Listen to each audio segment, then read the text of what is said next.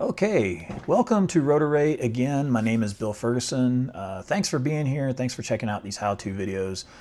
This first one right here is just going to be a user interface overview. We're just going to go over kind of what you're looking at right now, the kind of the big picture stuff.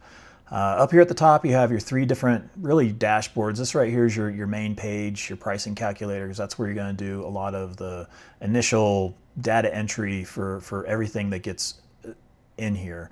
Your mission dashboard is just going to be, go ahead and click on that, and you'll see it's, these are pending, and awarded / in work. So this is just a really quick visual look at what you have coming up or what you're waiting on, okay? Up here are just some different lists of, if you have recurring missions or you have upcoming missions, and these right here are all your completed missions, etc. So you can go we'll go through all these more in detail in future videos.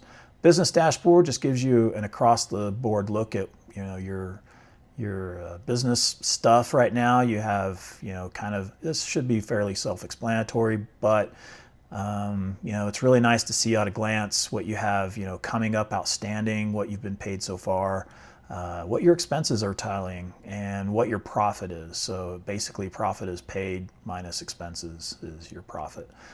And your expenses are all categorized by like Schedule C. You can add things, etc. And I'll go over these whenever we go over the business dashboard. So and then of course up here is your navigate page for all these other things that we'll talk about in the separate video.